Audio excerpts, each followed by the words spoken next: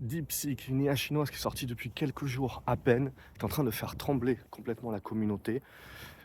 Tout simplement parce que c'est meilleur que ChatGPT. C'est meilleur que OpenAI qui va vous facturer des souscriptions. Et déjà, d'ores et déjà, ils vont annoncer de plus en plus de choses gratuites dans leur programme gratuit. Mais au-delà de cela, la vraie question, c'est est-ce que ça peut tuer Nvidia? Puisque qu'est-ce qu'on annonce? On annonce, si vous voulez, qu'on peut faire le même type de calcul, le même type justement de raisonnement et de réponse que OpenAI en bien meilleur pour 97% moins d'énergie et de besoin en ressources. Et ça veut dire des GPU. Maintenant, donc tout le monde nous annonce que ça va faire baisser la demande au niveau de Nvidia.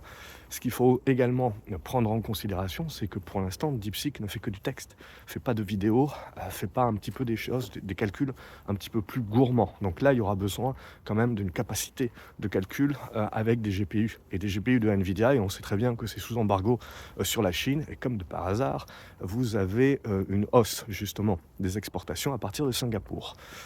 Mais au-delà de cela, donc on sait très bien que les Chinois, si vous voulez, s'ils ont vraiment envie, ils vont pouvoir avoir des GPU par des moyens détournés. Mais on sait très bien aussi que ce qu'il ne faut pas oublier, c'est que justement cette contrainte de GPU pousse les Chinois à être inventifs.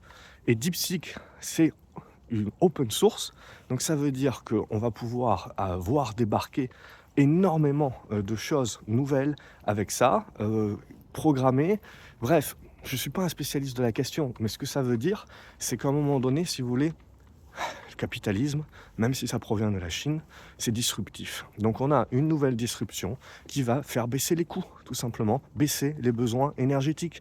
Et ça, en soi, je ne vois pas pourquoi on est étonné que ça devait et ça arrive tout le temps et ça arrivera tout le temps. C'est le cycle des choses, si vous voulez.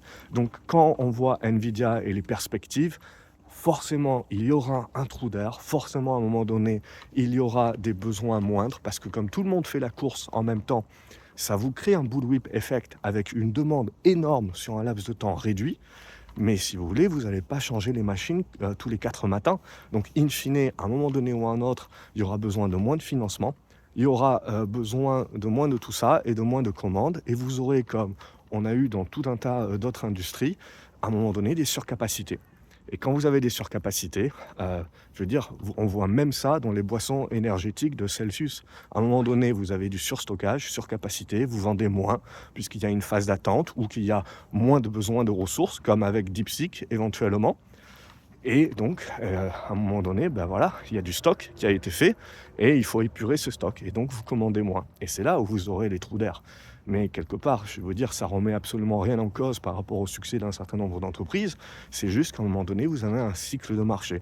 Et c'est ça qu'il faut prendre en compte, notamment quand on est investisseur.